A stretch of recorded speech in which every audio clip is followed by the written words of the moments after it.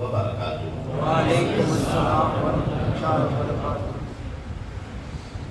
الحمدللہ نحمده ونستعینه ونستهدیه ونستغفره ونؤمن به ونتوکل علیہ ونعوذ باللہ من شرور انفسنا وسیئات اعمالنا من يهده الله فلا مضل له ومن يضلل فلا هادي له ونشهد ان لا اله الا الله وحده لا شريك له ونشهد ان سيدنا ومولانا محمدا عبده ورسوله بالهدى ودين الحق ارسله وبلغ الرسالة وأدى الأمانة حتى أتاه اليقين وبعد فأعوذ بالله من الشيطان الرجيم بسم الله الرحمن الرحيم يا أيها الذين آمنوا اتقوا الله وكونوا مع الصادقين۔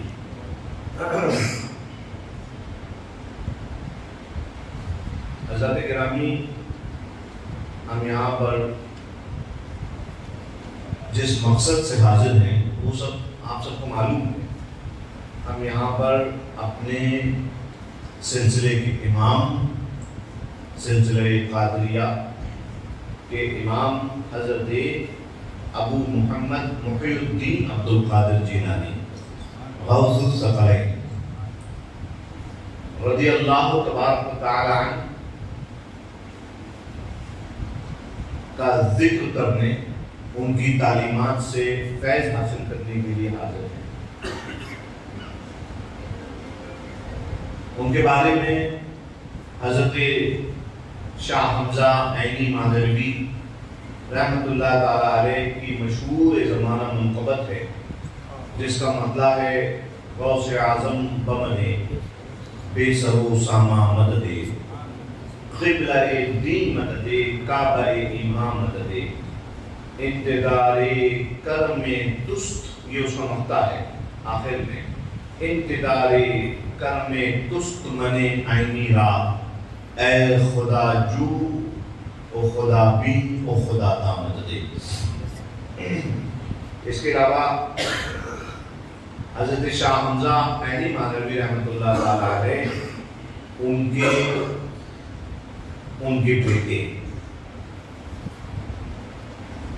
کے بیٹے کا نام حضرت ابو الفضل آل احمد اچھے میاں، وہ اچھے میاں جن کو وقت کا امام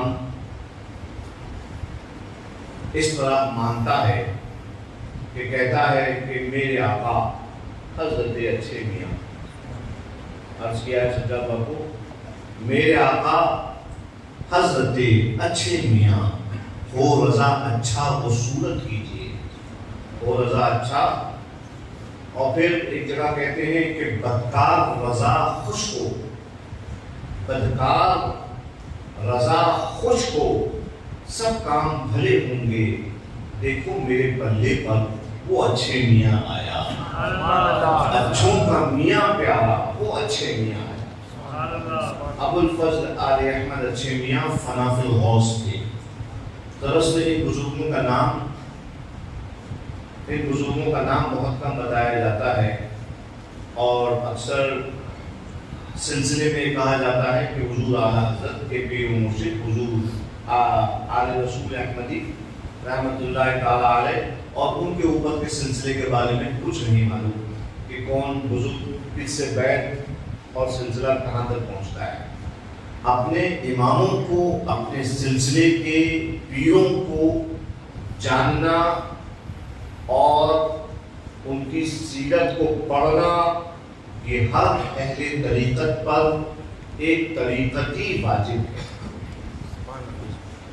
اور آپ کو معلوم ہونا چاہیے کہ رہنمائی، مرشد کی رہنمائی، حضور غوث الثقلین رحمۃ اللہ تبارک و تعالی علیہ کی طریقت میں مرشد کی رہنمائی یہ بہت بڑا اہم کردار ادا کرتی ہے، اور حضور غوث پاک اس پر بہت خاص زور دیا کرتے تھے کہ جب سالک کا مطلب ہوتا ہے جو اللہ کی طرف سفر کرے، جو اللہ کی طرف لوٹے، جو اللہ کا راستہ اختیار کرے، تو سالک کے لیے بہت ضروری ہے کہ وہ ایک ایسے رہنما، ایک ایسے رہبر اور ایک ایسے مرشد کی صحبت اختیار کرے جو اسے کیا بتائے۔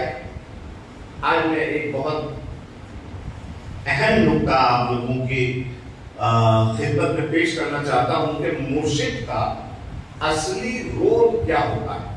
مجھے بیچ میں ایک جملہ یاد آ گیا، مرشد کا اصلی رول کیا ہوتا ہے۔ کہتے ہیں کہ مرشد جو ہے وہ رہنمائی کرتے ہیں، رہبری کرتے ہیں، مگر کیسی رہنمائی اور کیسی رہبری؟ دیکھیے، دین کے اہم مسائل آپ کو بازار میں جائیے کتابوں میں مل جائیں گے۔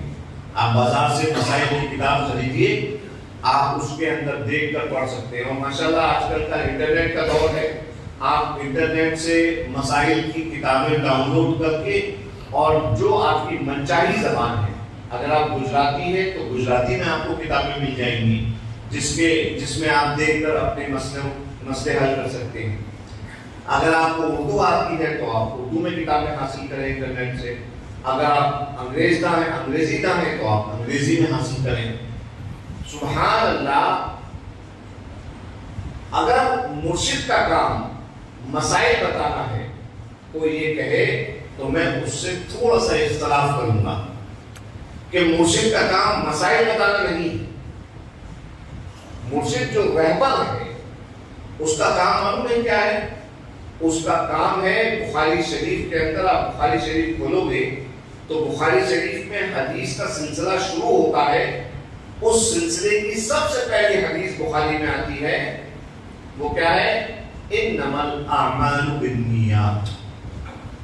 عمل پہ ملنے والے ثواب کا دار و مدار کائے پہ ہے؟ نیت پر ہے۔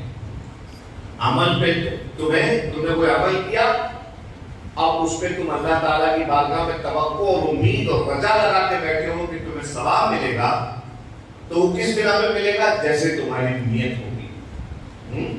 اس حدیث میں آگے آتا ہے فَإِنَّمَا لِكُلِّ امْرِئٍ مَا نَوَىٰ، لِكُلِّ امْرِئٍ مَا نَوَىٰ، کہ جو شخص، ہر وہ شخص جو نیت کرتا ہے نا، اس کو ویسے ہی اس کو اجر ملتا ہے۔ تو حضرات گرامی، مرشد کا کام ہے، مسائل اگر پوچھو گے تو مسائل بتائے گا۔ پہلی بات تو یہ ہے کہ مرشد کا عالم ہونا بہت ضروری ہے۔ بے علم کا صوفی حضرت ابو الحسین احمد النوری رحمۃ اللہ تعالی علیہ اپنی کتاب سراج العوارف میں نقل کرتے ہیں، کیا فرماتے ہیں؟ المتعبد بلا فقہ کالحمار فی الطاحون، کہ بے علم کا صوفی عبادت گزار اس گدھے کی طرح سے ہے جو کولو میں گھومتا ہے، سپیلر میں گھومتا ہے تیل نکالنے کے لیے۔ فائدہ ہوتا ہے مالک کو، اور اس بیچارے پہ کیا پڑتا ہے؟ صرف محنت پڑتی ہے۔ اور فرماتے ہیں کہ بے علم کا صوفی شیطان کا مسخرہ ہوتا ہے، شیطان اس کے ساتھ کھیلتا ہے، شیطان کا کھلونا ہوتا ہے۔ تو مرشد کا عالم ہونا بہت ضروری ہے۔ بے علم کا مرشد آپ کو راہ نہیں دکھا پائے گا۔ حضور غوث پاک رضی اللہ تعالی عنہ وارضاہ عنہ فرماتے ہیں، اپنے خطبات میں ایک جگہ فرماتے ہیں کہ جس کے آنکھیں نہیں ہیں وہ رہنمائی اور راستہ کیسے دکھا سکتا ہے؟ بے علم کا مرشد اسی اندھے اور نابینا کی طرح ہے کہ جو خود راستہ نہیں دیکھ سکتا تو دوسرے کو راستہ کہاں دکھائے گا؟ آپ لوگوں کو تھوڑا عجیب لگ رہا ہوگا کہ میں غوث پاک کی کرامت نہیں بیان کر رہا ہوں، میں کوئی کرامت بیان نہیں کرتا، میں اس کا قائل نہیں، میں بالکل کرامت بیان کرنے کا قائل نہیں ہوں، کیونکہ ہم نے اپنے بزرگوں سے سیکھا، ہمارے دادا مرشد گزرے ہیں، میرے دادا آل مصطفیٰ رحمۃ اللہ تعالیٰ علیہ، ان کے سگے نانا تھے جن کا نام تھا حضرت شاہ جی میاں صاحب، حضرت اسماعیل حسن عرف شاہ جی میاں، جن کا عرف قاسمی ہوتا ہے۔ تو حضرت قاسم میاں صاحب رحمۃ اللہ تعالیٰ علیہ، ایک شخص نے ان سے خط لکھا اور خط لکھ کے پوچھا کہ حضور مجھے آپ موکل پکڑنے کا علم بتا دیں۔ آج کل ہوتا ہے نا، آپ لوگ دیکھتے ہو کہ لوگ کہتے ہیں کہ میرے پاس موکل ہے، میرے پاس جن ہے، میرے پاس ہمزاد ہے، یہ تمام اصطلاحیں ہیں نا آج کل کے بابا لوگ میں رائج ہیں۔ تو ایک شخص نے قاسم میاں صاحب کو لکھا کہ حضور آپ مجھے جن اور ہمزاد وغیرہ کا جو ہے وہ علم سکھا دیں۔ تو حضور قاسم میاں صاحب نے 1998 میں 1998 میں خانقاہ برکاتیہ سے اہل سنت کی آواز سالنامہ نکلتا ہے، اس میں المفاوضات الطیبہ حضرت قاسم میاں صاحب کے خطوط جو انہوں نے بہت سارے بزرگوں کو لکھے، اس پر وہ پوری کتاب ہے، اس میں آپ دیکھ لیجئے گا، اس کو میں آپ کو ریفرنس دے رہا ہوں۔ اور حضور قاسم میاں صاحب نے اس میں لکھا کہ نہ تو یہ کام میں نے کیا اور نہ میرے کسی بزرگ نے کیا۔ کیا فرماتے ہیں؟ نہ یہ کام، تو کم سے کم میں سلسلے برکاتیہ، چاہے وہ خانقاہ برکاتیہ سے بلا کسی واسطہ جڑے ہوں یا خانقاہ برکاتیہ کے وکلا، یعنی چاہے وہ بدایوں کے مشائخ ہوں یا بریلی کے مشائخ ہوں یا پیلی بھیت کے مشائخ ہوں یا کچھوجے کے مشائخ ہوں، یہ تمام خانقاہ برکاتیہ کے وکلا ہیں ان میں سے۔ تو یہ جتنے بھی ان کے ماننے والے ہیں، میں ان سے گزارش کرتا ہوں کہ اس معاملے سے اپنے آپ کو اگر ہیں ملبس تو دور کر لیں، کہ اگر کوئی شخص آ کے ان سے کہے کہ میرے پاس جن ہے، میرے پاس موکل ہے، تو آپ ان سے کہیں کہ صاحب آپ کا جن، آپ کا موکل آپ کو مبارک، ہمارے مرشدوں نے ہمیں سکھایا ہے کہ قدرت چلتی ہے تو صرف خدا کی۔ سبحان اللہ، سبحان اللہ، ہے نا؟ ہم لوگ یہاں پر غوث پاک رضی اللہ تعالیٰ عنہ کا ذکر کرنے آئے۔ حضور غوث پاک رضی اللہ تعالیٰ عنہ کی طریقت، سب سے پہلے تو یہ سمجھیں کہ طریقت کسے کہتے ہیں۔ آج کے زمانے میں پیری مریدی ایسا ایک رسم بن کے رہ گئی ہے، یہ رسمی دنیا ہے، اس میں صرف رسمیں رہ گئی ہیں اب، اور رسم کی جو روح ہے وہ روح ختم ہو گئی، صرف رسمیں رہ گئی، رسمیں پوری کر رہے ہیں۔ ہم لوگ آتے ہیں جمعہ میں نماز پڑھنے، خطیب منبر کے اوپر خطبہ دے رہا ہوتا ہے، ہم کبھی گھڑی دیکھ رہے ہوتے ہیں، کبھی ہاتھ کی گھڑی دیکھ رہے ہوتے ہیں، کبھی موبائل چیک کر رہے ہوتے ہیں، کبھی ادھر دیکھتے ہیں، کبھی ادھر دیکھتے ہیں، یہ رسمیں رہ گئی ہیں۔ جبکہ خطبے اور دیگر عبادات جب ہمارا کوئی عالم بول رہا ہے تو رسول اللہ کے صحابہ کی سنت تھی۔ کسی نے پوچھا کہ ان کے حالات کیسے تھے، تو فرمایا کہ وہ اتنے باادب تھے کہ جب رسول اللہ علیہ السلام جب خطاب فرماتے تو صحابہ اس طرح بیٹھ کے سنتے کہ اگر کوئی پنچھی آ کر، کوئی پرندہ آ کر ان کے سر پر گھونسلہ رکھ کے انڈے دے دے تب بھی ان میں کوئی فرق نہیں پڑتا۔ مطلب اتنے ساکت تھے کہ پنچھی کو یہ احساس ہوتا کہ یہ کوئی پیڑ ہے، سمجھ لو یہ کوئی پیڑ ہے۔ بہرحال 470 ہجری میں حضور غوث اعظم دستگیر، جن کا نام ہے عبد القادر رضی اللہ تعالی عنہ وارضہ عنہ، ان کی کنیت ہے ابو محمد، حضرت غوث پاک کی کنیت ابو محمد، یہ محمد صالح حضور غوث پاک رضی اللہ تعالی عنہ کے بیٹے ہیں، اور یہی محمد صالح ہیں۔ اللہ تعالیٰ ہم سب کو بارگاہ قادریت میں ہم کو حاضری کی توفیق عطا فرمائے۔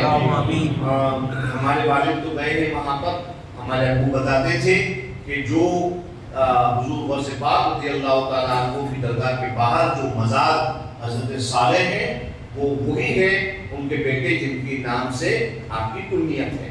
اور انہی محمد صالح میں، انہی محمد صالح کی آگے کی اولاد ہے، ان کا نام بھی صالح ہے، اور وہ مراکش، آج کا ماڈرن زمانے کا موروکو، افریقہ میں موروکو، مراکش کے وہ کراؤن پرنس تھے، وہ وہاں کے جو ہیں وہ یوراج تھے، اور اس تاج کو انہوں نے ٹھوکر مار کر ہندوستان کا راستہ لیا۔ ابھی کچھ ہی دن پہلے میں کشمیر گیا تھا، تو کشمیر میں نے دیکھا ان کے ایک صاحبزادے، ان کا مزار وہاں پہ کشمیر کے اندر ہے، وہ میرے رشتے میں نانا ہوتے ہیں، امی کی طرف سے ان سے ہمارا رشتہ ہے۔ خیر، تو اکثر ہمارے یہاں رسمیں رہ گئی ہیں پیری مریدی کی۔ پیری مریدی کیا ہوتی ہے؟ میں نے آپ کو بتایا نا کہ پیر کا کام کیا ہے؟ صرف مسئلہ نہیں بتانا، بلکہ مرید کو ہی رہنمائی کرنا کہ بیٹا یہ جو کام تم کر رہے ہو، یہ جو اچھا کام تم کر رہے ہو، اچھا کام تو کرو، اچھے کام کی تاکید کرنا، اور اس کے ساتھ پیر کا کام ہوتا ہے کہ مرید سے کہے کہ بیٹا اچھا کام تو کر رہا ہے، بہت اچھی بات ہے، مگر اس کے ساتھ ساتھ اپنی نیت کو اچھا رکھ، اس کے ساتھ ساتھ اپنی نیت کو اچھا رکھ۔ دیکھو یہ بہت ضروری ہے، اچھا کام سب کر لیتے ہیں، پیسے سب نکال کے دے دیتے ہیں، ہے نا، کھانا سب بنا کے کھلا دیتے ہیں، نمازیں سب پڑھ لیتے ہیں، نوافل سب ادا کر لیتے ہیں، مگر کیا ہوتا ہے آج کے زمانے میں؟ کیا چل رہا ہے؟ اگر مجھے 10 روپے دینا ہے کسی کو، تو میں چوراہے پہ کھڑے ہو کر 10 لوگوں کے بیچ میں یہ کہوں گا کہ صاحب میں 10 روپے دے رہا ہوں۔ اگر میں نفلی عبادت کر رہا ہوں تو میں کہوں گا صاحب میں نفلی روزے رکھ رہا ہوں، میں نفلی صدقہ ادا کر رہا ہوں۔ تو یہاں پہ کیا ہوا؟ یہاں پہ میری نیت میں کھوٹ ہے، نفل میں کھوٹ نہیں ہے، صدقے میں کھوٹ نہیں ہے، معاذ اللہ۔ یہ سب وہ عبادتیں ہیں جو اللہ کی قربت کو لازم کرتی ہیں، مگر یاد رکھو وہ عبادت جس کے کرنے میں نیت میں کھوٹ ہو، اس کا معاملہ کیا ہے؟ اسے ریا کہا جاتا ہے، اسے سمعہ کہا جاتا ہے، یعنی جو دکھانے کے لیے کی جائے، جو سنانے کے لیے کی جائے، اور جس کے بارے میں آقا کریم علیہ السلام نے ارشاد فرمایا کہ یہ شرک خفی ہے۔ ایسی عبادت جس میں نیت یہ ہو کہ میں اپنے پڑوسی کو دکھا دوں، اپنے پڑوسی کو سنا دوں کہ میں یہ عبادت کر رہا ہوں، تو وہ شرک خفی ہوتا ہے۔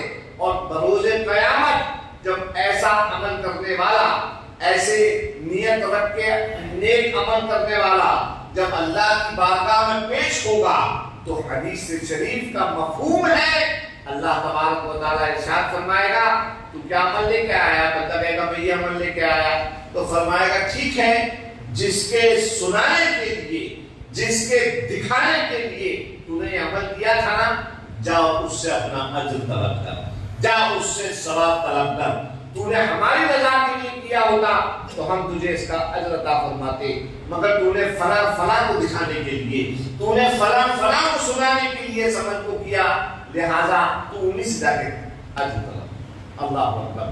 تو مرشد کا کام کیا ہے دوستوں؟ کوئی تم سے پوچھے کہ آپ پیر کیوں کرتے ہیں، آپ پیر سے مرید کیوں ہوتے ہیں، تو آپ خالی آپ کو جواب دینا ہے کہ ہم مرشد اس لیے کرتے ہیں کہ مرشد ہماری نیت کو سنوار دیتا ہے، ہماری نیت کو سیدھا رکھتا ہے، سیدھی راہ پہ رکھتا ہے مرشد۔ اللہ اکبر۔ تو حضور غوث پاک رضی اللہ تبارک و تعالیٰ عنہ کی طریقت میں مرشد اور رہنما کرنا بے حد لازمی ہے۔ ان کی طریقت میں بہت ساری چیزیں ہیں، میں ابھی آپ کو انشاءاللہ اپنی جو گفتگو ہو رہی ہے اس میں بتاؤں گا۔ کرامت میں معذرت چاہتا ہوں، میں کرامت بیان نہیں کر پاؤں گا، کیونکہ دیکھو صاحب ایسا ہے میں وہ بیان کروں گا جو تم اور میں کر سکتے ہیں، ہے کہ نہیں؟ مردے ہم اور تم زندہ نہیں کر سکتے، ہے کہ نہیں؟ ہم لوگ جو ہیں وہ ایک پیالہ دودھ سے 70-80 لوگوں کو نہیں پلا سکتے، ہے نا؟ ہم لوگ جو ہیں انسان ہیں، نماز پڑھ سکتے ہیں، نماز کی بات کریں گے، روزہ رکھ سکتے ہیں، روزے کی بات کریں گے، اچھائی کر سکتے ہیں، اچھائی کی بات کریں گے، سچ بول سکتے ہیں، سچ کی بات کریں گے، اس کے علاوہ میں معذرت چاہتا ہوں کہ اگر آپ اس مجلس میں یہ سوچ کے آئے کہ سید صاحب جو ہیں وہ غوث پاک کی کرامت بیان کریں گے تو میں ہاتھ جوڑ کر ملتمس ہوں کہ میں کرامت نہیں بیان کروں. اور وہ زیادہ تر تو کرامت اس لیے بیان نہیں کروں گا کیونکہ اکثر جو کرامات لوگ بیان کرتے ہیں ان کرامات کا صحیح ہونا ثابت ہی نہیں، ان کی کوئی اثر نہیں. میں مثال دے رہا ہوں آپ کو، مثال دے رہا ہوں. ایک کتاب ہے جس کے میں نام نہیں لوں گا اس کتاب کا، جس میں یہ لکھا ہوا ہے کہ شب معراج میں آقا کریم علیہ السلام جب جبرائیل علیہ السلام جاتے چلے تشریف لے گئے، رفرت جاتا رہا اور آقا کریم علیہ السلام لامقام میں یہ بس موقع ہی تھا کہ رب کی زیارت کرتے، اور وہاں سے جبرائیل علیہ السلام نے بھی عرض کر دیا کہ یہاں سے میں ایک منہ بھی آگے بڑھوں گا، ایک بال برابر بھی آگے بڑھوں گا تو میرے پر جل جائیں گے. تو اس میں لکھا ہے اس کتاب کے اندر، تو وہاں پہ عالم ارواح سے حضرت غوث پاک کی روح کو پیش کر دیا گیا. ہاں یہ کتاب میں اکثر لوگ اس کو خطبہ بیان کرتے ہیں سید صاحب اس روایت کو کہ عالم ارواح سے حضور غوث پاک کی روح کو پیش کر دیا گیا، اور آقا کریم علیہ السلام نے آپ کے کندھے پر اپنا قدم رکھا اور آپ رب کی بارگاہ میں حاضر ہو گئے. اور یہی وجہ ہے پھر اس کے بعد اس کے اندر ایک ایموشنل پہلو لے کے آتے ہیں، ایک جذباتی پہلو لے کے آتے ہیں.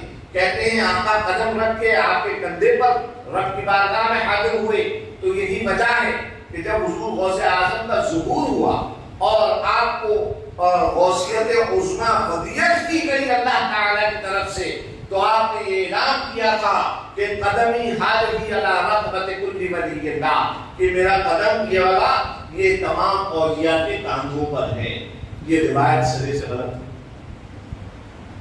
معراج میں جو ایک روایت بیان کی جاتی ہے، یہ روایت سرے سے اس کی کسی حدیث کی کتاب میں کوئی نصب نہیں. اور اس قسم کی روایت کو بیان کرنا یہ کوئی ثواب کا کام نہیں، بلکہ یہ معاذ اللہ یہ بہت ہی بزرگوں پر، محدثین پر اور معاذ اللہ اوپر تک بڑے بڑے بزرگوں پر یہ جھوٹ باندھنا ہوگا جو مسلمان کی شان نہیں ہے. اللہ تعالیٰ ہمیں اس سے محفوظ رکھے. اس وجہ سے میں جو ہے وہ کرامتیں بیان کرنے سے بہت زیادہ گریز کرتا ہوں. تو میں آپ سے یہ عرض کر رہا تھا کہ حضور غوث پاک رضی اللہ تبارک و تعالی عنہ وارضہ عنہ کی طریقت کسے کہتے ہیں؟ سب سے پہلے اس بات کو سمجھیں. طریقت عربی کا ایک لفظ ہے. آپ لوگوں کو میری بات سمجھ میں آ رہی ہے نا؟ اس قسم کی تقریر آپ لوگ سننا چاہتے ہیں کہ نہیں چاہتے ہیں؟ بھائی مجھے تو وہ چلا کے بولنا نہیں آتا، میں ٹیچر آدمی ہوں تو مجھے خالی ٹیچ کرنا آتا ہے. آئی نو ہم ٹیچ ہیں، لیکچر، مجھے لیکچر دینا آتا ہے، کلاس میں بولنا آتا ہے. اور یہ میرے سرکار غوث پاک کا طریقہ تھا. اسی طریقے پر الحمدللہ جو اپنے بزرگوں سے سیکھا ہے اسی طریقے پر میں آپ کے پاس حاضر ہوں. تو حضور غوث پاک رضی اللہ تعالیٰ عنہ وارضہ عنہ کی طریقت، آپ نے سنا ہے نا طریقت کا لفظ؟ ایک لفظ ہے شریعت، ایک لفظ ہے طریقت، ایک لفظ ہے معرفت، ایک لفظ ہے حقیقت، ہے نا؟ یہ چار چیزیں آپ لوگوں نے سنی ہیں. یہ چار چیزیں کیا ہیں؟ یہ وہ چار چیزیں ہیں جو یہ وہ چار رسیاں ہیں جن کے ذریعے انسان جن کو پکڑ کر کیا بنتا ہے؟ اللہ کا ولی بنتا ہے، اللہ کا قرب حاصل کرتا ہے، اللہ کی بارگاہ تک اس کی رسائی ہو جاتی ہے. یہ چار وہ منزلیں ہیں. پہلی منزل ہے شریعت، دوسری منزل ہے طریقت، تیسری منزل ہے معرفت اور چوتھی منزل ہے حقیقت. یہ بزرگوں سے چلا آ رہا ہے، یہ بزرگوں نے ہم کو بتایا ہے قرآن سے اور حدیث سے اخذ کرنے کے بعد. تو حضرات گرامی طریقت نکلا ہے، عربی کا ایک لفظ ہے، تو رے یہ قاف طریق. طریق کا مطلب ہوتا ہے راہ، راستہ، روڈ. طریق کا مطلب ہوتا ہے راستہ. اور راستہ کس کا؟ یہ وہ راستہ ہے جس راستے پر چل کر انسان اللہ کا قرب حاصل کر لیتا ہے، اللہ تعالیٰ کی دوستی حاصل کر لیتا ہے. یہ وہ راستہ ہے طریق. طریقت قادریہ کیا ہے؟ طریقت قادریہ وہ راستہ جو حضور غوث پاک کا راستہ تھا، جس راستے کو طے کر کے وہ اللہ کی بارگاہ کے مقرب ہوئے. سمجھ رہے ہو بات کو؟ اس طرح سے وہ اللہ کے قریب ہوئے. تو اس راستے پر جو لوگ عمل کرتے ہیں وہ کیا کہلاتے ہیں؟ وہ کہلاتے ہیں قادری. کیا کہلاتے سبحان ہیں؟ اللہ. وہ کہلاتے ہیں قادری. اب میں اگر پوچھوں گا اپنے مسلمان بھائیوں سے کہ قادری کا مطلب بولے ہم غوث پاک کو ماننے والے، کیا بولتے ہیں؟ ہمارے بمبئی میں کیا بولتے ہیں؟ بھائی ابو خواجہ والا ہے. کوئی بولتا ہے ابو غوث والا ہے کہ نہیں؟ غوث کا دامن نہیں چھوڑیں گے، ہے نا؟ اسی طرح سے بولتے ہیں ہم خواجہ والے ہیں، ہم خواجہ کو مانتے ہیں، ہم غوث پاک کو مانتے ہیں، ہم غوث والے ہیں، ہم خواجہ والے ہیں. مگر صرف بولنے کا مطلب یہ نہیں ہے کہ آپ غوث والے ہو گئے. صرف بولنے کا مطلب یہ نہیں ہے کہ آپ خواجہ والے ہو گئے. آپ کو جاننا پڑے گا کہ غوث پاک نے کیا سکھایا ہے. ایسا سکھایا تو چھوڑ دیں، غوث پاک نے کیا کیا ہے ایسا بندگی کے میدان میں کہ اللہ تعالیٰ نے انہیں اس میدان کا شہسوار بنا دیا. کیا کیا ہے غوث پاک نے ایسا؟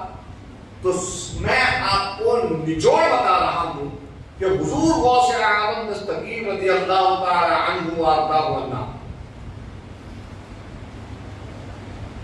آپ کی پوری طریقت اور آپ کا پورا سلسلہ، جیسے آپ اپنے پیر صاحب کے پاس جاتے ہو، پیر صاحب سے بولتے ہو حضور مجھے مشکل ہے، پیر صاحب کو دکھاؤ اس میں اعظم کا تعویذ کر کے دے دیا. پیر صاحب مشکل ہے، چلو ٹھیک ہے یہ تعویذ کر کے دے دیا. پیر صاحب مشکل ہے، ٹھیک ہے حسبنا اللہ و نعم الوکیل جا کے پڑھ لو، اس کو پڑھنے سے اللہ کا حکم ہوگا، آسانی ہو جائے گی. پیر صاحب رہنمائی کرتے ہیں نا، ہے نا؟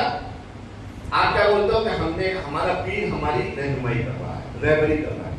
آپ کو معلوم ہونا چاہیے کہ قادری سلسلے میں صرف ایک چیز سکھائی جاتی ہے، اور جو غوث پاک کو مانتا تھا ابھی تک وہ اس بات کو جان لے کہ ہمارے امام ابو محمد محی الدین عبد القادر جیلانی نے ہمیں صرف ایک بات سکھائی، اور وہ بات ہے اللہ کی لکھی ہوئی تقدیر پر ایمان رکھنا. اللہ نے جو لکھ دیا اس پہ ایمان رکھنا، اور ایسا ایمان رکھنا، ایسا مضبوط ایمان رکھنا. کیسا؟ بالقدر خیرہ و شرہ من اللہ تعالی. تقدیر کا اچھا اور برا ہونا یہ اللہ ہی کی طرف سے، اس بات پہ ایمان رکھنا ہے. کیوں معلوم ہے؟ میں آپ کو بتاتا ہوں. میرے پاس یہ کتاب موجود ہے، اس کتاب کا نام ہے فتح الربانی، حضور غوث پاک کے خطبات کا مجموعہ. آپ یقین جانیں میں الحمدللہ علم دین شریف کا طالب علم ہوں، میں اسٹوڈنٹ ہوں علم دین شریف کی الف و ب پڑھنے والا. میں اللہ کا شکر ہے رسول اللہ کا ایک امتی ہوں، اور جو میں نے کتابیں پڑھی، میں نے بڑی بڑی کتابیں پڑھی الحمدللہ.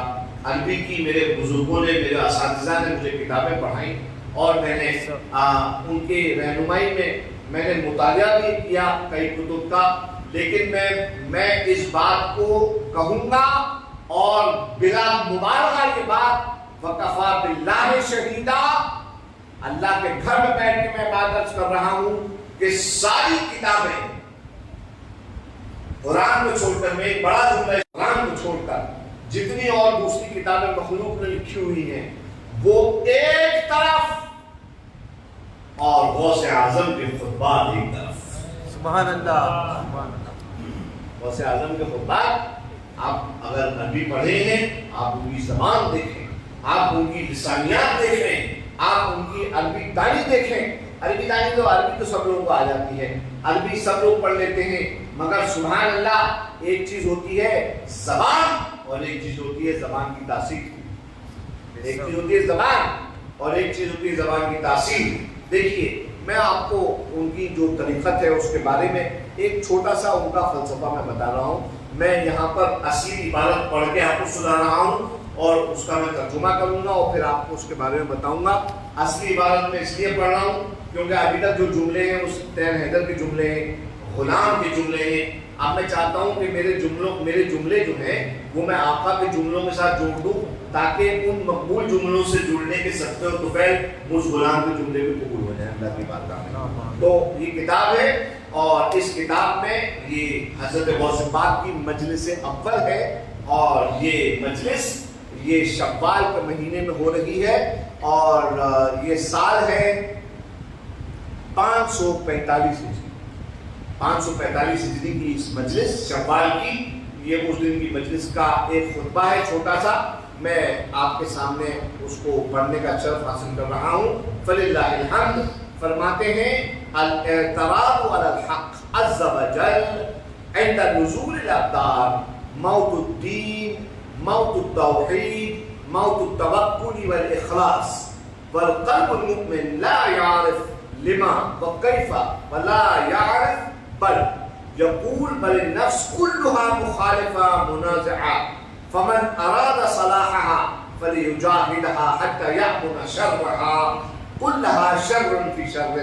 یہاں پہ غوث پاک فرما رہے ہیں کہ اے میرے مریدوں اس بات کو سمجھ لو اور اس بات کو گرہ باندھ لو کہ جو شخص اللہ کی لکھی ہوئی تقدیر پر اعتراض کرتا ہے, کہتا ہے نا میری قسمت پھوٹ گئی, ایسا بولتا ہے نا, ارے یہ میری ہی قسمت میں رہ گیا تھا, ارے میرے ساتھ یہ برا ہو گیا, ارے میرے ساتھ وہ برا ہو گیا, ایسا میرے ساتھ ہونا چاہیے تھا تو بجائے اس کے دوسرا ہو گیا. ایسا بولتا ہے نا لوگ, ایسے لوگ کہتے ہیں اور غوث پاک کو ماننے والے بھی اس طرح سے باتیں کرتے ہیں.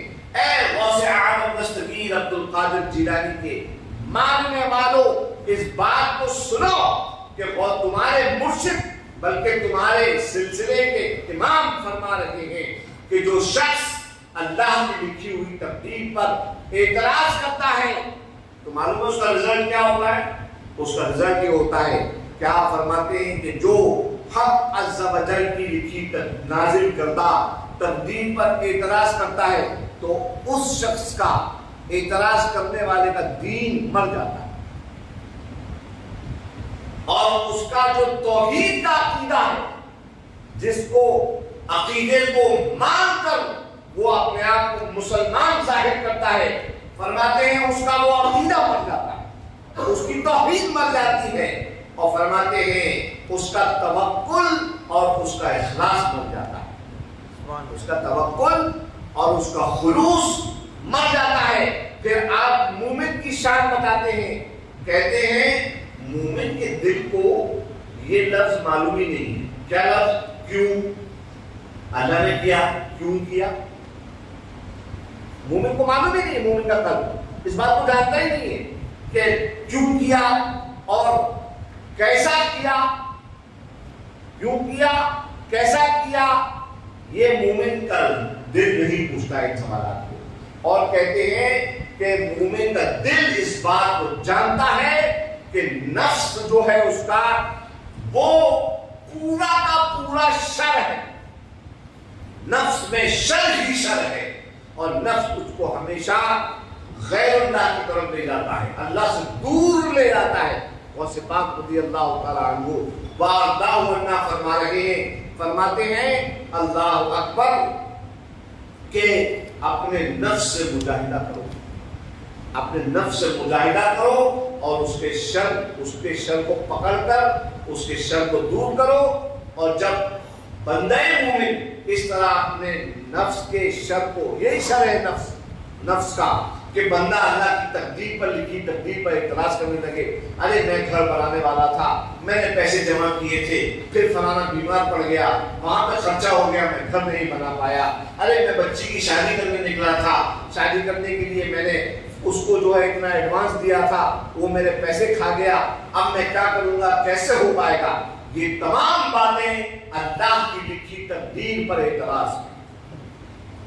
میری بات کو غور سے سمجھو, سن تو رہے ہو, ابھی سن لیا, بعد میں اور سن لینا, میری بات کی ریکارڈنگ سن لینا اور سن کے غور سے اس پہ جو ہے نا بہت دھیان لگانا, اس پہ غور کرنا کہ جو غوث پاک رضی اللہ تعالیٰ عنہ وارضاہ عنہ ہم کو سمجھانے کی کوشش فرماتے تھے, وہ کیا فرماتے تھے کہ بیٹے اللہ کی تقدیر پر اعتراض مت کر۔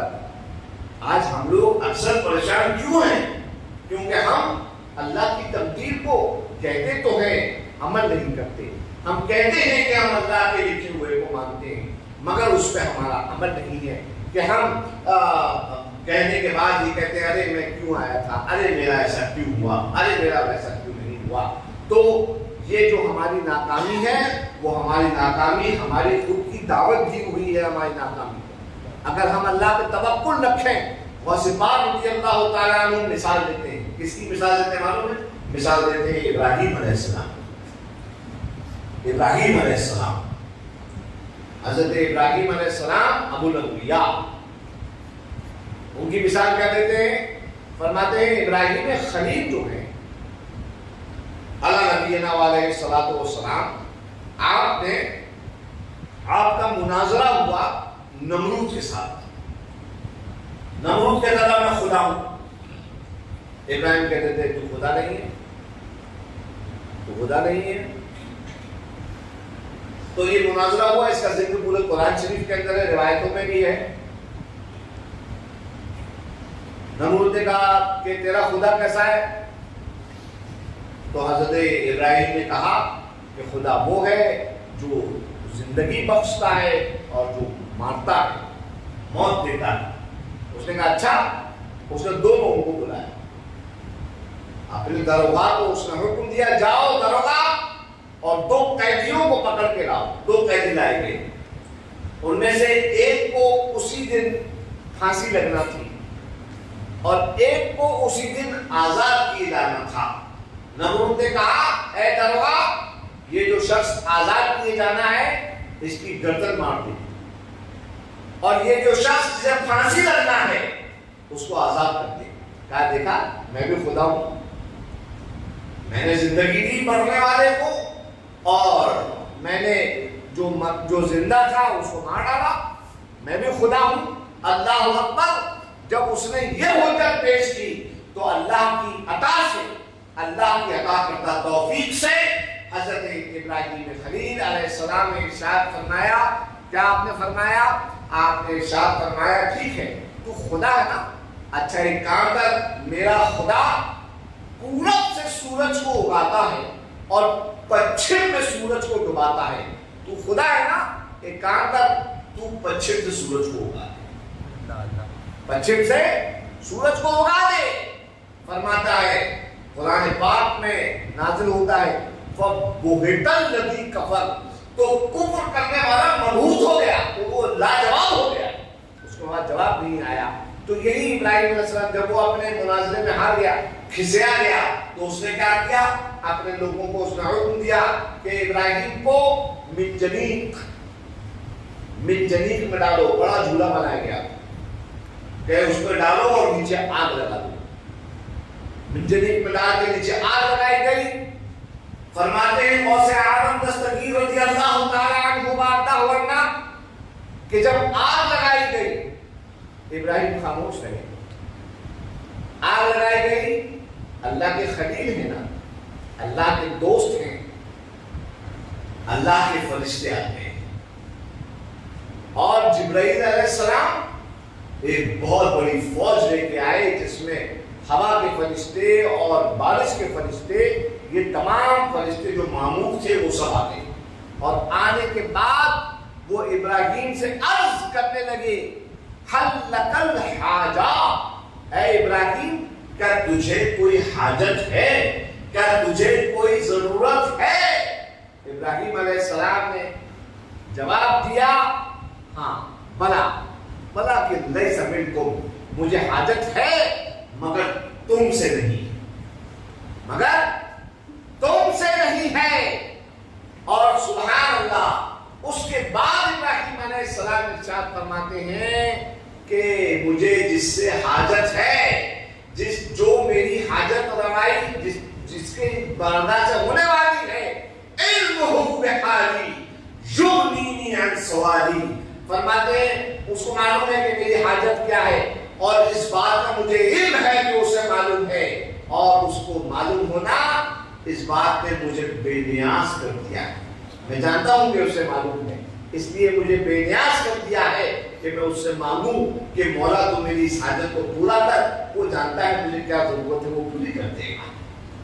ابراہیم علیہ السلام سے حضرت غوث پاک نے اس روایت کو نقل کیا اور فرمایا دیکھو دیکھو ابراہیم چاہتے تو وہاں پہ کہتے ارے میں تو اللہ کا پیغمبر ہوں، ارے ہم تو اللہ کے مبعوث کردہ ہیں اور ہمارے ساتھ کیا ہوا.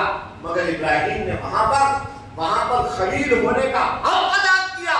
کیا ادا کیا حق؟ کہ ہم جس کے خلیل ہیں ہماری حاجت اسی سے، سبحان اللہ، ہماری حاجت روائی کو اسی کی رحمت پہنچے گی. حضرت ابراہیم علیہ السلام نے اس بات کا ثبوت پیش کیا.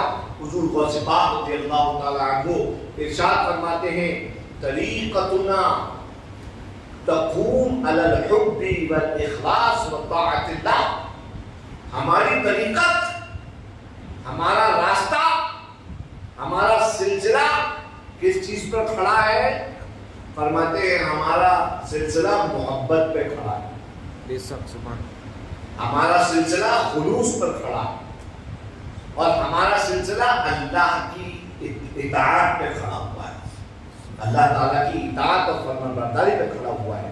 تو یہ تین چیزیں سلسلہ قادریہ کے بارے میں حضور غوث پاک رضی اللہ تعالیٰ عنہ وَأَرْضَاهُ عنہ نے بتائیں. اور یہی وجہ ہے کہ یہ جو 11ویں آ رہی ہے نا، 11ویں بولتے ہیں نا ہم لوگ، 11ویں آ رہی ہے، ہم لوگ لنگر کریں گے کہ نہیں کریں گے؟ لنگر کرتے ہیں، یہ عظیم سنت غوث پاک کی. کیوں یہ 11ویں مناتے ہم لوگ؟ اس لیے ہیں کہ حضور غوث پاک رضی اللہ تعالیٰ عنہ وَأَرْضَاهُ عنہ 11 ربیع الثانی کو لنگر کا اہتمام کرتے اور دونوں ہاتھوں سے غربا میں اس کو تقسیم کرنا.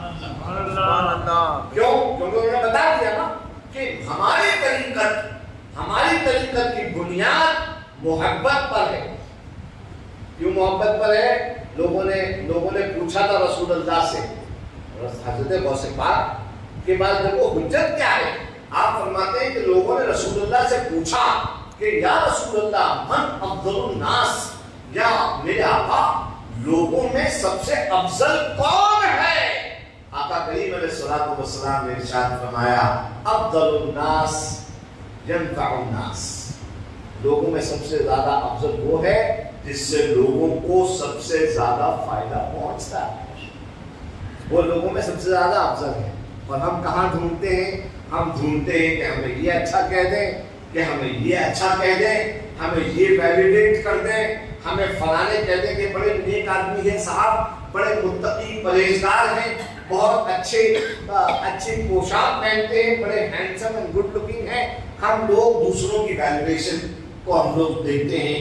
مگر رسول اللہ نے فرمایا یہ صورت، یہ شکل، یہ پیسہ، یہ لباس، یہ علم، یہ تقویٰ وغیرہ سب تمہارا اپنی جگہ ہے. مگر یاد رکھو اگر تم لوگوں میں اپنی فضیلت منوانا چاہتے ہو کہ لوگ ہاں مانے کہ فلانا جو ہے لوگوں میں افضل ہے، تو وہ کیسے؟ سب سے زیادہ لوگوں کی خدمت کرو، لوگوں کی خدمت کرو، لوگوں کی حاجت روائی کو پہنچو، ان کی مدد کو پہنچو جتنی تمہاری وسعت کو. حضرت حسنین کریمین کو دیکھ رہے ہیں علیہ السلام. سیدنا امام حسن کا معاملہ یہ تھا کہ کوئی شخص اگر ان سے قرض مانگنے آتا، حضرت امام حسن سے کوئی شخص قرض مانگنے آتا تو جو کچھ ان کے گھر میں ہوتا، میں نے کتابوں میں پڑھا ہے، تاریخ اور حدیث کی کتابوں میں، کہ حضرت امام حسن مجتبیٰ علیہ السلام کا قاعدہ یہ تھا کہ حضرت امام حسن سبحان اللہ زندگی میں 2 یا 3 مرتبہ انہوں نے اپنا سارا گھر کا مال غریبوں میں تقسیم کر دیا. سبحان اللہ، سبحان اللہ، غریبوں میں تقسیم کر دیا سارا مال. اور ان کا حد یہ تھی ان کی سخاوت کی. اور کیوں نہ ہوتے بھائی، سخی ابن سخی تھے، ہے کہ نہیں؟ کس کے خاندان سے تھے؟ کس کے خاندان سے تھے؟ سبحان اللہ. جن کا بابا علی ہے، جن کا دادا محمد رسول اللہ ہے، جن کی والدہ سیدہ فاطمہ ہے کہ نہیں؟ سبحان اللہ. تو ان کی فضیلت کو ہم کیا بیان کریں گے؟ ان کا معاملہ تو ایسا ہے کہ عرب میں ایک مقولہ ہے عرب کہتا ہے، عرب میں ایک کوٹیشن عرب کہتا ہے کہ الفضیلۃ ما شہدت بہ الاعداء، کہ فضیلت اور بڑائی اسے کہتے ہیں جس کی گواہی دشمن دے۔ یزید والے بھی جو یزید کے کیمپ میں کھڑے تھے نا، وہ بھی مانتے تھے کہ یہ حسین بن علی یہ کون ہے، مانتے تھے، جانتے تھے اس بات کو، اللہ تعالیٰ، میرا جو ٹاپک ہے وہ حضور غوث اعظم دستگیر رضی اللہ تبارک و تعالیٰ عنہ کی بارگاہ میں پھر سے آ جاؤں۔ امام حسن نے تین مرتبہ جو ہے اپنے ساری جو بھی دولت ان کے پاس تھی، جمع پونجی، سب غریبوں میں تقسیم کر دی، اور پھر اس کے بعد جب ان سے کوئی شخص قرض مانگنے آیا اور گھر میں روٹی پکانے کے لیے آٹا بھی نہیں تھا، تو معلوم ہے امام حسن نے کیا کیا؟ امام حسن کے پڑوس میں ایک یہودی رہتا تھا، جو رہتا تھا، آپ اس یہودی کے گھر پہ گئے اور اس سے کہا کہ مجھے قرض دے دے، اور اس یہودی سے آپ نے قرض لیا، اور جو آپ سے مانگنے آیا تھا سائل، آپ نے قرض لے کے اس کو ادا کیا۔ سبحان اللہ۔ یہ حضرت، یہ رسول اللہ کے خاندان کی شان ہے، امام حسن کی یہ ماشاءاللہ ادا۔ اللہ تعالیٰ ہم سب کو اس بات کی توفیق عطا فرمائے۔ اللہم آمین۔ میں اس لیے کہہ رہا ہوں کہ زندگی کا مطلب یہ دنیاوی جو زندگی ہے، اس کو ہم لوگ ایسے جی رہے ہیں جیسے بہت ہی پرماننٹ چیز ہے، یہ ہمیشہ کی زندگی ہمیشہ رہ جائے گی۔ اگر آپ دھیان لگائیں اور ادھین کریں تو آپ کو معلوم ہوگا کہ جتنا، میں تم لوگوں کو ایک بات بتا دیتا ہوں، اگر چاہتے ہو کہ موت کی آسانی ہو، ایک گرو منتر ہمارے بزرگ فرمایا کرتے تھے، تو میں ایک گرو منتر دے کے جا رہا ہوں، اگر چاہتے ہو، بس سب اللہ کے ہاتھ میں، اس کی قدرت میں، لیکن جو فقیر نے اپنے بزرگوں سے سنا وہ میں تمہیں بتا رہا ہوں کہ اگر تم چاہتے ہو کہ موت میں، سکرات موت سے، تکلیف سے اگر تم محفوظ رہو اور آسانی سے تمہاری روح اللہ کی بارگاہ میں نکال کے حاضر کر دی جائے، تو اس کا طریقہ کیا ہے؟ دنیا میں دل لگانا ختم کرو، دنیا کی مایا سے اپنے دل کو اٹھاؤ۔ کوئی چیز آئے دیکھو اس کو کہ ہاں یہ کیا، یہ تو یہی رہ جائے گی، یہ کپڑے، یہ وسط، یہ سب کیا، یہ رہ جائے گا۔ جتنا دنیا میں دل لگاؤ گے معاذ اللہ، 100 بار معاذ اللہ، اتنا ہی جان نکلنے میں تکلیف ہوگی۔ جتنا بندہ حضور غوث پاک رضی اللہ تبارک و تعالی عنہ نے ہمیں یہی سکھایا، آپ نے کیا سکھایا؟ جو کچھ تمہارے پاس آئے لوگوں میں تقسیم کرو، جتنا تقسیم کرو گے، یہ شکر، اللہ کا شکر کرنے کا طریقہ ہے۔ لئن شکرتم لأزیدنکم، تم اگر شکر کرو گے اللہ تعالیٰ کا، تم جتنا شکر کرتے چلے جاؤ گے، ہم اتنا تم کو نوازتے چلے جائیں گے، تمہاری نعمتوں میں ہم اضافہ کرتے چلے جائیں گے۔ حضور غوث پاک کی اس روایت پر میں اپنی بات کو ختم کر رہا ہوں۔ آپ تشریف فرمائیں مجلس میں، آپ جو ہے مراقبے میں ہیں، آپ کے حجرے میں خادم دوڑا ہوا آتا ہے، اس سے پہلے کسی خادم کی ضرورت نہیں کہ مراقبے میں حضور موجود ہوں اور وہ فوراً اندر گھستا ہوا چلا آئے، مگر وہ آتا ہے، آپ مراقبے میں حضور غوث اعظم دستگیر رضی اللہ تعالیٰ عنہ وارضاہ عنہ، اور آپ کے کہتا ہے حضور غضب ہو گیا، آپ فرماتے ہیں کیا ہو گیا؟